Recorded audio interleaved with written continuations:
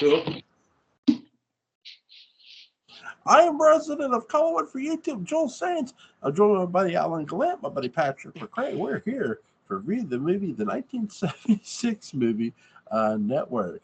I first saw this movie here just a couple days ago. But Alan, when did you first see it? 1976. Wow. Good Yep. for you. Yep. Saw it in a movie theater in one of the Cineplexes in Brewer, Maine. Nice. Patrick, when did you first see this movie? I saw it probably early 1980s. There had been some sort of PBS special on the media or something that was talking about, really went into the mad as hell sequence. Yeah. And there was not a lot, because of the Fairness Act, which was a good thing, there was not a lot of angry television. And at the time, I was kind of an angry kid, and I was interested in the idea of angry television. And I didn't get that Mad as Hell was a sad moment, that it was satirical and it was sad for America that they're such sheep, which Howard Beale also then turns around and tells them they are. And which they all nod in approval to. Yes, and applaud as he has his, fits. Yes. And they're not seizures. Howard Beale has fits. Yeah. Yeah. He kind of like has these semi-conscious collapses, kind of. Yeah, and my and so I was very eager to watch it, and I probably watched it a year or two later, in total, and by that point I got it. Yeah. When you see the whole thing in context, it's like, oh, okay, it's this movie.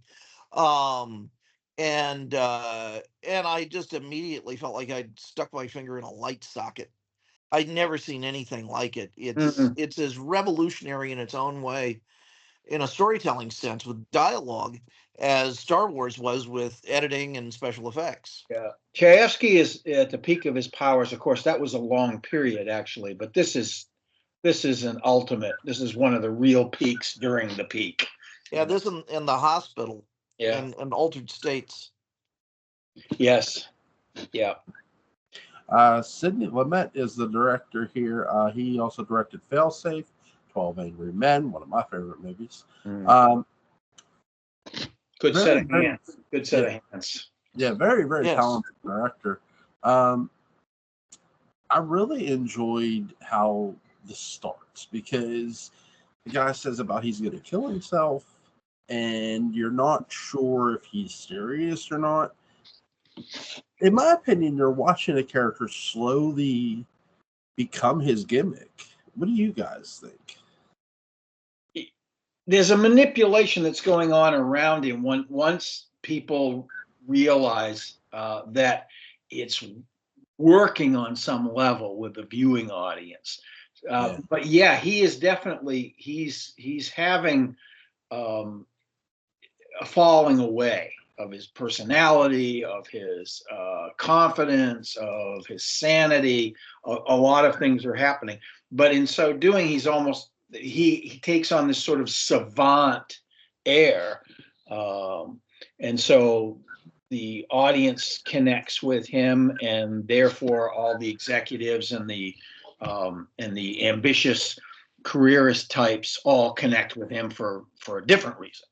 I mean, Howard doesn't have a gimmick. Howard is turned into a gimmick. Mm-hmm. Howard's a man who's had a nervous breakdown and has frontal lobe epilepsy and all sorts of other issues that he's dealing with, including what may be a legitimate theophany, with that one moment of, because you're on television, dummy, that I don't think Arthur Jensen knows about. Mm-hmm. I don't think Arthur Jensen has heard that story, and that's a wonderfully spiritual, strange moment in the movie. Arthur Jensen's one of my favorite all-time movie characters. Yeah. And Chayefsky's a guy who's able to get things like Best Supporting Actor Oscars and nominees from just one speech. Yes. Beatrice Straight got her Oscar just for her one speech in the Love and Allegiance speech. When the speech is full of gold for an actor, that's what it is. Amazing. It is. Yeah. It's amazing. Yeah. And the thing with Howard Beale, you know who he reminds me of? Because I was just watching this, or part of this, the other day. He reminds me of Ozymandias in Watchmen. where Ozymandias is in front of all of those monitors, Mm, and he's just taking in nothing but the zeitgeist, and he's making all of these bits of analysis on what's going on in society. And so Howard Beale's a guy who has his job, and his assumption of himself is that he is going to impassively be the most informed man in the world, or right, certainly one of them. right. And but the human mind can't help but process that stuff, and eventually it just backs up and comes out. Yeah, yeah. Especially when you're under certain other areas of stress that are pushing Yeah. it, which he is at this point. He basically hears that the ratings stink and you're fired, and his wife has died, even though he later admits it was a terrible marriage. Still, that's an upheaval of monumental. Um, Well, even if she is still dead, the survivor's remorse is even worse then. right. Here's a question. Robert Duvall is in this. I really enjoyed him in this movie. Frank Hackett. Great Yeah, performance. yeah. What did you guys think of Robert Duvall in this movie? I love every moment, God, every yeah, it's word. fantastic. It's like he Every took The Godfather and turned it into a springboard, added a little methadone, and went to town. He's one of the really, he's playing another factotum of a sort. He's not a consigliere, but he's an executive with a lot of pressure on him, and he's beholden to certain people that he doesn't want to be beholden to. In this case, wants to be his own man, and his the energy is like, snorting Adderall at times. He gets really worked up, either positively or negatively. And the dialogue comes like this. And I'm sure he took one look at the script and said, "Oh boy," Yeah. I mean, Frank Hackett's a man who manages to get a few drops of coffee in his Benz-Green in the morning. Oh, easily, yes. And yeah, it's a great performance. It's on the edge. He's really on the edge. One of the best bosses I ever had was physically and spiritually like a cross between Frank Hackett and Gene Kranz in Apollo 13. Oh, And I did great work. I was about to say that sounds like it could be productive. I for whatever reason, that was the open sesame for me. Yeah. Because what you have there is that energy, but you also have the supreme sort of confidence and knowledgeability that probably tempers it somewhat. Yeah. Frank Hackett was also a great anti-hero for my comic book publisher, Todd Loren. And we had all sorts of code words around the office for like getting into files and this and that. And Hackett, it was usually Hackett. Yeah. That's good. Faye Dunaway's character, man, what a ball of fire she is. She's really entertaining to watch. I love when the guy goes into the stand up and say you're mad as hell, go out the window, say you're mad as hell, and she realizes, hey, this is a hit. Mm-hmm. She tosses the paper. Really, she's a beautiful monster. Yeah, she's a gorgeous monster. Which is why he falls in love with her. And she is a gorgeous monster. But she doesn't have a soul. Like we would think of a soul as a soul. She has careerist ambition in its place. And she is very much feeding a void where a soul should be. The most haunting moment in the movie is where she tries to say "don't leave me," but she can't even make herself say that. No. And she realizes she can't make herself say that, and she just kind of stops. Right. Holy cow, what a moment. Yeah, it is great. And she actually admits, in a moment of self-reflection, I can't do the things that you want me to do. I can't, I'm not capable of that. That's not who I am. And that's a great punctuation on William Holden's character's journey too. I mean, it's just a great. He realizes it, and then it's confirmed. It's Things that everything. my generation calls simple human decency. Yes. God damn it. Yeah. Pounding on the table, practically, or at least metaphorically. Oh. In a weird way, Faye Dunaway's character and Robert Duvall's character is a mix of Vince McMahon in a lot of ways. Well, I think that's intentional. It's True. Well, Vince was, doing All-Star Wrestling back in '76. But if you're talking about the ambition and the control, the desire for control, and the high pressure, competitiveness, and all of that, yeah, absolutely. And if you followed Vince McMahon, the real human being, not the character, in the last few years, he has no fucking soul either. Yeah. I listened to a lot of, over the years, interviews of people who work with him, from Bruce Pritchard to Vince Russo to Jim Cornette, a bunch of people, Jim Ross. And it's just, the one thing you'll hear is Jim Ross said, he goes, if you say to Vince McMahon, I'm sick, he goes, well, you can be home and sick. He goes, it's sick. There is no sick here. There's no sick here. Like, there's no sick when you're working for me, basically. And it's just like, Jesus. Yeah, I don't think McMahon looked at other people as human beings as much as, chess pieces to be moved around or whatever, objects in a lot of ways. Objects that would play a role in his game.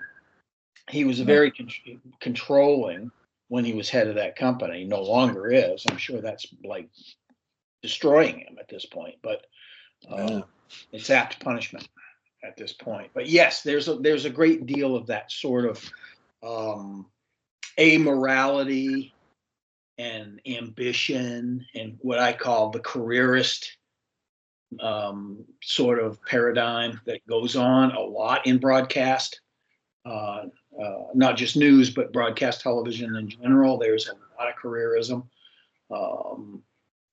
There are several people that have podcasts now that have been in the television industry that talk about what it's like, and there's a lot of negativity. Oh yeah. That's the funny thing too about this movie. I think it inspired a lot of future things to come, where you would see these shows that were based upon news shows, and another show I think it inspired was probably Curb Your Enthusiasm in a lot of ways. Maybe I'm off about that. There's a prefiguring of reality TV in some of this too. Yeah. That sort of thing. Well, a movie does a really unique thing, which is called breaking the fifth wall. Oh yeah. The fourth wall is where, you're addressing the audience and you acknowledge the audience. But acknowledging the audience and acknowledging that you are in a movie and that your life is dictated by the structural rules of a movie is a pretty amazing thing. It is. And that goes on here a number of times, specifically with Max and Diana. Yep. Yes. Yeah. That's my favorite interactions. There's those two characters, is Max and Diana, because she says, I didn't initially want this takeover. I wanted it to be slower, because she was attracted to him. She had a schoolgirl crush, as she told him. And, maybe. Yeah. Maybe she did. Maybe she didn't. Yeah. Yeah. She didn't want it to happen faster. Sorry, I looked into Faye Dunaway's eyes and I got lost too. I apologize. Well, she's at her peak. She's right in the midst of her prime with this film, and of course she wins the Academy Award. So yeah, hell of an actress. I will say, as from something I heard once on a podcast, is the money isn't just in front of the camera. It's what goes on behind the camera. The decisions that get made in production, the decisions that get made, people who are above production, the people who are your boss's bosses. That's where the real money. That's where the real story is. Yeah, the talent is just the frost on the tip of the iceberg. Yeah, and that's because this all goes back to the Saudis. Yeah, This is Yes, something. and in the 80s it would have been the Japanese and so on and so forth. But yeah, in the 70s it's like this whole thing. Yeah, They've and taken a lot of money out of this country, and they've got to and put it back. that's right. And Ned, that again, getting back to that great speech that Ned Beatty has. I mean, it's fabulous. And Jewel, I don't know if you noticed this, but I think at least twice in the day books, after I really go on a tear, I immediately follow it with the words, "Am I getting through to you, Mr. Beale?" I didn't notice that. That's from this movie. It's awesome. I'll tell you another scene where you hitting the fifth wall pretty damn hard. That's when the Lorene Hobbs scene. Is this where they're talking about all the business and give her the Yes, fucking overhead the guy- clause? Touches off the pistol at one point and then wants to go to section 23. It's like, Subsidiary rights. yeah, he's sitting on a throne. I think it's he's this black nationalist. This is what he's being sitting there, and she's Lorene is screaming at the top of her lungs about what kind of a crappy deal she's getting, and it has nothing to do with her revolutionary stuff. Not at all. She's completely corrupt. TV deal. It's great. It's fabulous writing and fabulous performance too. It's just great. Well, that's, I mean, this is the thing that shocks a lot of people is when you point out that just because this movie has a lot of drama in it doesn't mean it's not a comedy. Oh, it's hilarious. It's very much a comedy, and it's a comedy in the Michael O'Donoghue sense. He had one of my favorite quotes, which is making people laugh is the cheapest form of comedy. Mm-hmm. And it's true. It's true. It's true. This just makes you groan and wince and God, yes. Yeah. It's true. But with the right crowd, they'll be rolling on the floor with this thing. Mm-hmm. Yeah. There's definitely there's a wink and a nod to Chayefsky's satire in places here, and it's because of his brilliance about the way he ebbs and flows everything to keep the audience engaged. Well, he's the star of the movie. I mean, his name is before the credits. Yeah.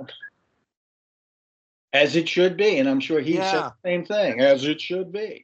He is the rock star of this. It's just pure writing. He had a sense Lumet of talent. does the right thing by getting out of the way of it. Yeah, yeah. And the actors just they're able to luxuriate in it. Oh my God! It's what written a for joy! Actors. It's amazing. So yeah. Talked about hold on, make sure I say it right. William Holden's character a bit about Max. Max. The only thing I didn't like about this movie is because he gets fired and he realized because he wants to take Peter Finch's character off the air. He says, look, he's lost it. And he says after they fire him, he goes, you know what, I'm going to go to whoever and I'm going to go to every newspaper, every outlet, and they don't show him doing that. He doesn't. Right. He doesn't do it. Max is, in his own way, very self-involved. I mean, look at his whole affair with Diana, which is manifestly self-destructive. And Max is not necessarily the moral paragon Max makes himself out to be, because Max vacillates. Half the time he's like, okay, I'm going to put an end to this. And half the time, I think he just wants to embarrass the network with their bad decision and shaming the network with Howard is more important than maintaining some shred of Howard's dignity. Right. And it's like, well, if this is how Howard wants to go out. Howard. Yeah, he doesn't. Nobody saves Howard. As a matter of fact, them conspired to assassinate him. So, for ratings, and that's the ultimate satirical shock, I think. Max is very purposely an impotent character. I mean, he is, I guess, able to make love to Diana, but by her own admission, it's not very long. Right. Which I think is again purposefully orchestrated by her to hide his shortcomings in that department and make him feel like he is a virile lover when Max is just that's gone. I think the reason you don't see more of Max Schumacher in this movie, it's a commentary on the impotence and the powerlessness of that character. even to live up to his own ideals. You know, the character who lives up to Max's ideals is Max's wife, who has the simple human decency to become suicidal over what's going on, which is probably, you know, it's the other time suicide's mentioned in the movie. Mhm. and and it is not an act of madness. It seems like a kind of rational response to the world just vanishing out from under you, Right. which is what happens to her. It's that, and you don't. Thank God we don't have to see her in that state. It's painful enough that Max just mentions it in passing, and then we realize that the movie has not shown Max visiting her or being at her side. He's Correct. continued to stay with Diana, and so that's another kind of subtle hint that maybe Max has elements of selfish creep that are knit into this. He makes a lot, you know, Chayefsky characters love to make, especially in the post-hospital years. There's another movie he did with Diana Rigg and George C. Scott called The Hospital. It's very good. Um, and the thing that Max, I think, you know, does and is he's a very good rationalizer. He's great with words. It's clear he was writing the news for a long time before he sort of got elevated above that. And he's a very good rationalizer. And he's wonderful with rhetoric, which he learned from Edward Murrow. All right. But you know, I've never really until now sort of looked at Max and looked at all of the evidence that states maybe he's not such a great guy. He's the best person we have in this universe. Yes, he kind of is, because the thing about Max is that his morality is active and his guilt proves that, but his ability to act on it is inert. Yes, exactly. He never acts on it, even though it's there. It's in his mind. It's in his heart, but he doesn't respond, and people die. Yeah, I mean they do. You know? So Bill's character, Bill, who's going to get assassinated by the end of this movie. Because his contract is too good. And it's done as a means to save the network, so to speak. They'll get big ratings for a finale, and then they'll move on with the other characters that have been installed in his show. That's the whole plot at this point. Man. And you do sort of see the soullessness too, even more of Faye Dunaway's character, which is like, let's just kill him, sure. You know, it's like, sure. really? I mean, she and Hackett they don't blink. No, no, they don't. a couple of the other characters do, but then they go, oh well, whatever, you know. Which is the last big laugh in the movie. Yes. Well, that and the cutting away to the commercials. Yeah. That it's just going to be business as usual. Yeah. You scrape him up with a bucket loader and take him off and continue. And continue with Sybil, you know, off to the side. And Vox Populi and the MS Truth. Yeah. So which network. I always wish. I'm sorry, Joel. I was always sad that we didn't see. There's not some cut of the movie with an extended scene somewhere that would be in the extras that shows what an actual full Howard Beale show broadcast would be. I would love to see that. It's like some Dark Smothers Brothers or something. You know? Yeah, that's exactly what it was. Yeah. I think which is saying something, because Smothers Brothers was pretty dark towards the end. Well, it was. It was.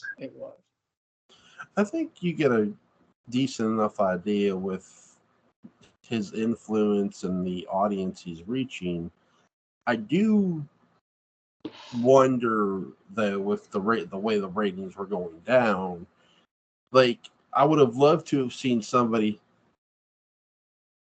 like have the television turned on. There's Howard Beale, and change the fucking channel. Oh, that's what they were doing. Yeah, right. That would have been interesting to just see one household or something like that. Just a quick cut. But see, that's Chayefsky always implies things or talks about things because of his. I mean, I think he had a theatrical sensibility that way. Because it's impractical to do a lot of things on stage that you might be able to do in film, but his writing style is economical, and it also it projects things like theater does. So I think he's being true to his style when he doesn't do things like that as often. Occasionally, if he does it, it means it's super important. Yeah. Really, really important. Man. So Network came only 2 years after the first on-screen suicide in television history of television news reporter Christine Chubbuck in Sarasota, Florida. The anchor woman was suffering from depression and loneliness, Yes. was often emotionally distant from her coworkers, and shot herself on camera as stunned viewers watched on July 15th, 1974.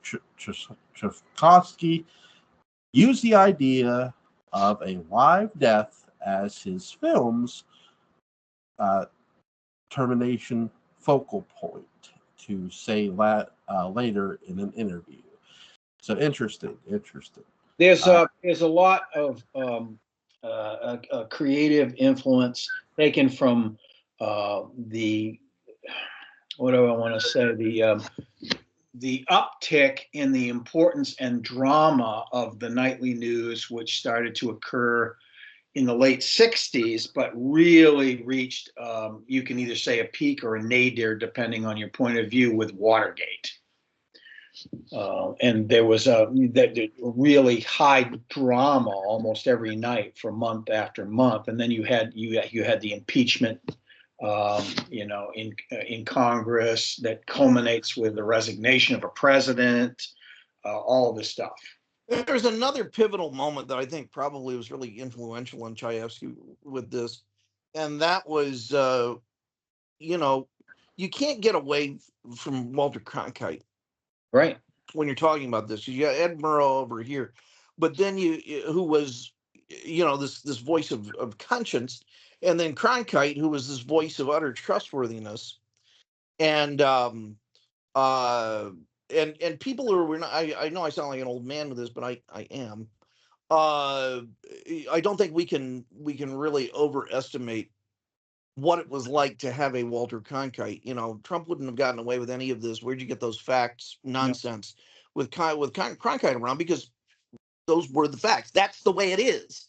Right. Is how Cronkite ended his episodes. And Cronkite was not fettered by the competition of ratings either. Yeah. Because news organizations for the networks were loss leaders. They were expecting money. But when Cronkite came out against the Vietnam War, that was a huge moment. That's when LBJ essentially made the decision not to run again.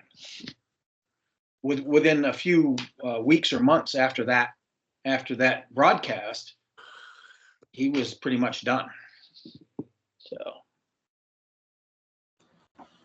well, we once had, when I was a kid, we had a debate in history class. Like, if Kennedy had lived, do you think we still have the Vietnam War? So that's my question to you both.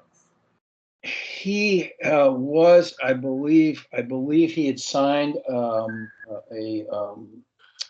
executive order which LBJ rescinded, that was designed to lessen our involvement in Vietnam. Whether that would have stuck or not is a whole different story.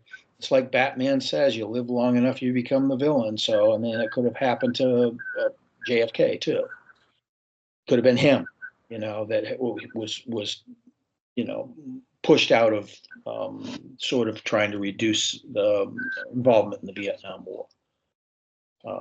But it was LBJ that rescinded that executive order to do that, and therefore escalated. The war ended up being escalated by 1965, and it really killed him politically. It's an interesting rule of political thumb that you can use for a lot of periods, certainly in the 20th century and some in the 21st, and that is that if you want to see the ideals of a given party made manifest, look to the presidency that's on the opposite end of the spectrum. The Nixon did all sorts of left-wing satisfying things He did. in his presidency. Then Reagan gets up and talks about small government. Government ballooned to a massive size. Then you get Clinton in office, and he cuts entitlements. Bush the first in office, largest tax hike in American history. You get Obama in office, and you get all these invasive threats to individual privacy and so on and so forth. It happens a lot. It does. Because any president is going to be at the mercy of other forces, because the president alone does not govern, and the president alone does not make law. So that's part of that process too. But yeah, it's a conundrum for a president that has a vision. A lot of times that vision gets derailed, or at least partially derailed, depending on how strong a person they are and how well that they're able to, achieve compromise, et cetera, and what kind of climate there is in Congress to achieving compromise. Yeah, it's a crazy world. It really is. This film is a real good reflection of how it was even then. How it was. That was what we were dealing with. Even though it's about another time and another culture and about TV that doesn't even exist anymore. I have to give a long lecture just to explain how different the world was. Right. And now what it was like with just 3 networks and so on. The home box office was a local New York, New Jersey cable company back then. Yeah.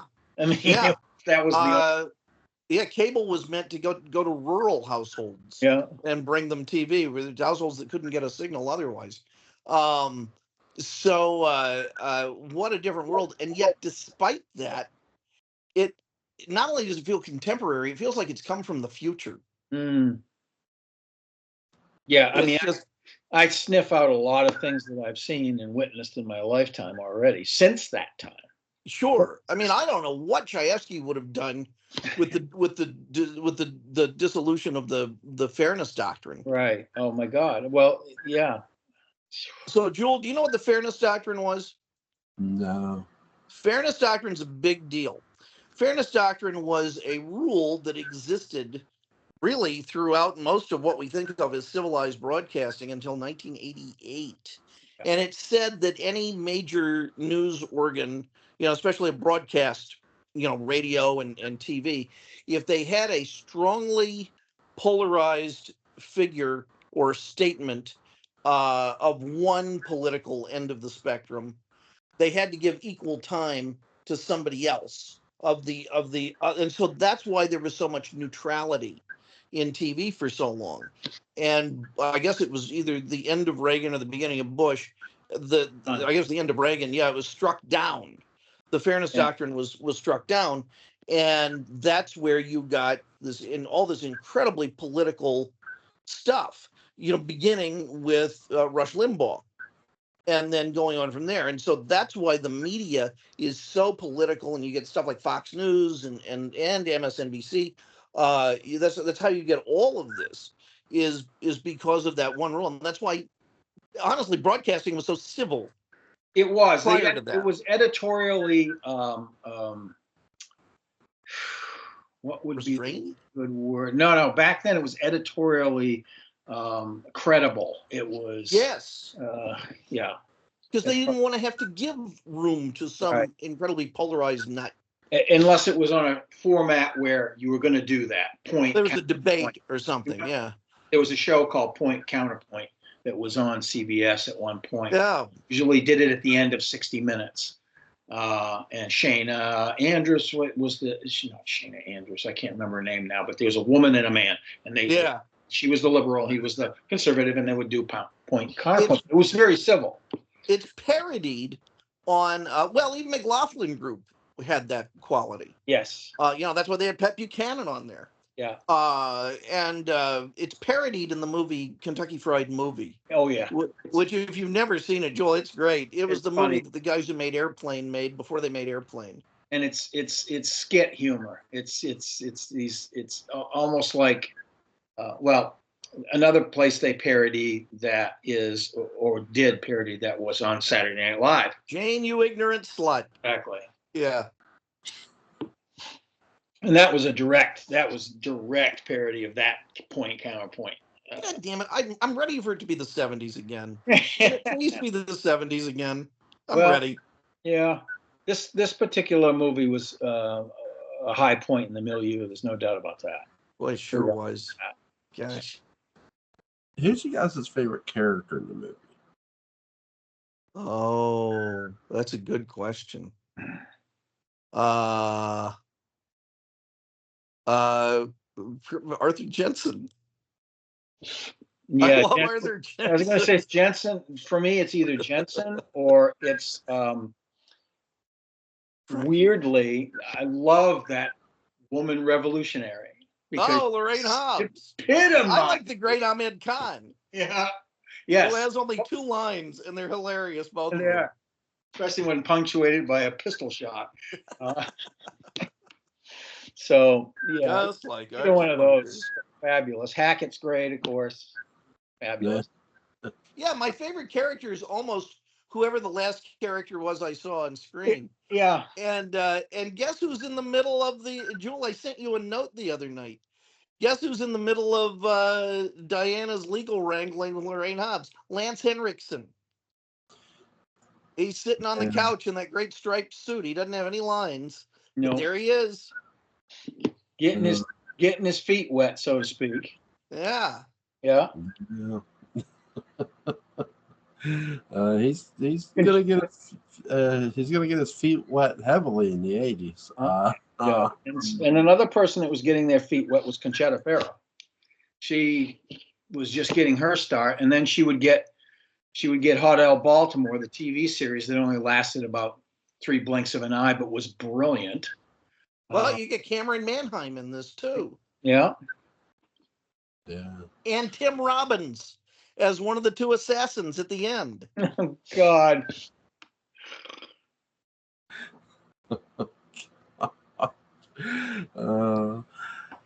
I like Robert Duvall's character. He's just a hoot. Good choice.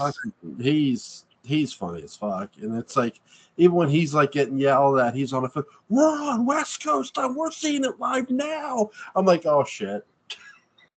Did you also, Jewel? We're talking about Walter Cronkite. His daughter is in this film. Really? Yeah. Is she the Patty Hearst figure? Yes, she is. Marianne Gifford. Marianne Gifford. She comes in screaming and hollering, and then the Seminole class infrastructure. You can blow the Seminole class infrastructure out your ass. That's right. Yeah, it's only Chayefsky would write that line with a straight face. Absolutely, and challenge an actor to deliver it with a straight face. To keep a straight face while they deliver it. Yeah.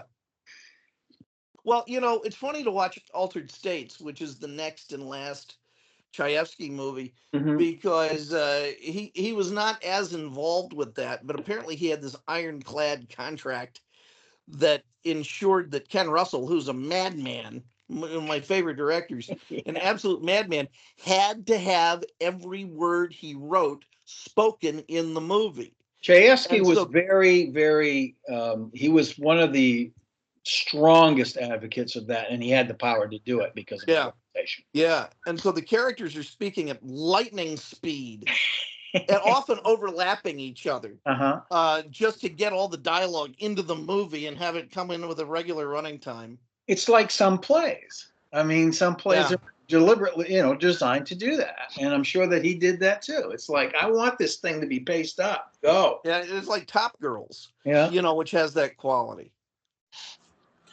What's you guys' favorite scene in this movie? Oh, Arthur Jensen's monologue. Yeah, absolutely. With Lorraine Hobbs, Scott Close second. Yes, easily. Yeah. and that's a tough call to make. Yeah. And yet, isn't it wonderful that they just so easily rise to the top? Yep. Now, I was friends with a guy who was working on a network TV show adaptation that never happened, and it sounds like what a terrible idea, what a bastardization of it. However, guess who the guy who was going to be the showrunner on it? Larry Gelbart, Oh my God. who would have been, yeah, he had developed network for television in the 90s, and it Well, he didn't certainly sell. would have gotten the humor in it, I think. Oh yeah, I mean, look at what he was able to do with MASH. Right. Yeah, I mean, Gelbart's really the only other person I can think of who belongs in that universe, kind of playing around authorially in the sandbox. Yeah. Yeah. And there's another guy who has theatrical experience. Yes, Gelbart wrote for the stage too. Sly Fox, Funny Thing Happened Away to the Forum, Mastergate. Yeah. Yeah. My favorite scene is when Peter Finch's character is walking in from the rain, his hair soaking wet. It's I before was he making a goes. witness. It's a really great. First of all, it's a It great is. track shot. It is before he goes to the desk and cuts that promo. I just love how they shoot that. It's really cool. Whatever you say, Mr. Beale. Yeah. Yeah, that's it. Which is the button on that gag that I love. Yes. You're the boss, but you're not really the boss. There's also, it's funny because those characters kind of exist in this universe just on the outskirts. There's another sort of funny moment when something has really hit the fan. I think Howard's gone missing or something, and you just see it in the background. But Max is trying to get out of the elevator, and he can't because of the coffee cart. And he has this fight with the coffee cart going back and forth, just trying to get out of the elevator. And that there are these, that's the Larry David-ism, that there are Mhm. just these little petty frustrations in the background. Yes. Man. Let's see. What do you guys give this? 1 out of 10. 11. Yeah, numbers don't even exist. Like pi with a the repetan. stratosphere. Yes. It's Yeah. in outer space. This gets just some sort of hot dog symbol or glyph or Yeah. something that yeah a symbol that humans don't even have yet, but AI will give us. That's right. Our AI overlords will tell us what to do. And that will be another network movie. If anything would spare us, it would be the AI finally sitting down and watching the movie Network and thinking, well, they're capable of this. Okay. To allow them some freedom. Yeah. Point taken. Yeah. Really interesting movie. Definitely worth watching. Is there anything you guys want to add before we go? There's another dynamic that goes on in this movie, which I find interesting and funny, and that is they're playing Who's the Boss. They play Who's the Boss. Oh yeah. I'm going to be the boss because I'm going to get the big no, and then the next person and so on and so forth. It just shows what a quagmire, the network really was, especially with news as a loss leader. Yes. That and the only way that you could have something with the incredible integrity of network news as it existed from the 50s through the 80s was, I think, the fact that no one could really figure out who was in charge of them. Right. So they were able to kind of get away. It's what you get. It's how you get actual work done when the boss isn't looking. Right. And the one thing that coalesces momentarily is you don't fold the news division into entertainment. Don't do that. That was a prescient thing because that happened on cable networks. And it's sort of happened on network too, because ratings now are important and revenue is now important to the news. So yeah, a great history lesson in network television, if you really want to look into where politics rule today, is look at when Ted Turner bought Jim Crockett Promotions and turned it into World Championship Wrestling, and he alone in his own company is the only one who wanted it. And the moment they found a way to lessen his power and get rid of WCW. They did. Business, So- meet the old boss, same as the new boss. Right, Meet the new boss, same as the old boss. Yeah. Yeah. Yeah, Sons of that's bitches. That's that competition at the top thing. That's where everybody's going on a cutthroat vision quest. Sons of bitches. So I'm sorry, they're also poorly endowed.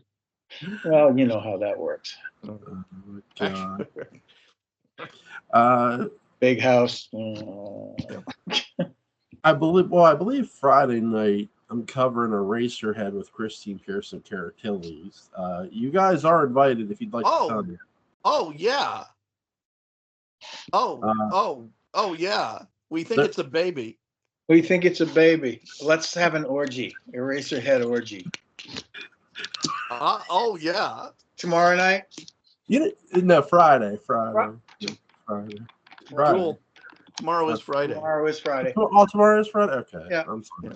My days are off. I'm sorry. Well, Not you're a in a different problem. time zone. So I need something to do. I've got almost everything prepped for strike this weekend. So while shows are going on, I sit in my office and hope that nothing goes wrong. These my strike gloves. Yeah. I've got a pair of form-fitting gloves. Yeah. Yeah, these are impact gloves and they're great. Yeah. Yep. I call them my splinter-proof gloves because handle a lot of lumber. So yeah.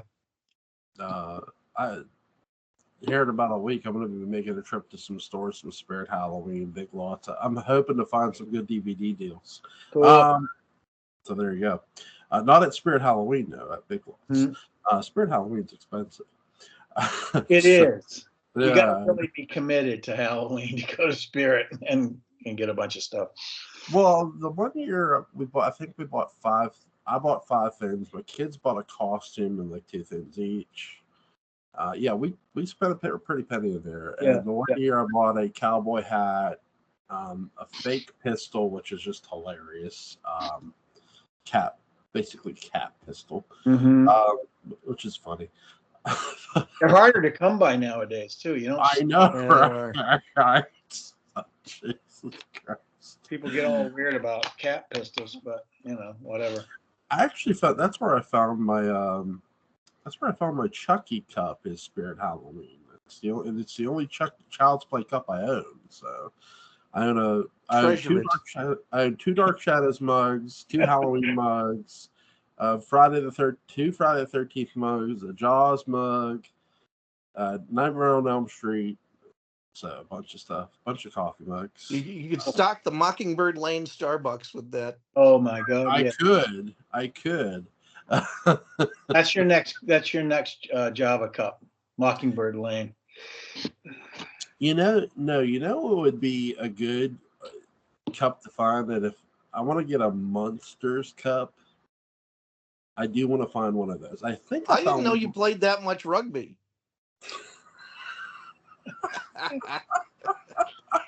Yeah, you wouldn't think so with a Chucky cup, right? The Chucky cup. That was the admission you never should have made, Joel. I know. You should have stuck with a Herman. That's right up there with Caligula. Oh my God! So tomorrow night we're doing Eraserhead. Eraserhead orgy. I watched that twice. I rewatched that twice. The sound effects are so cool.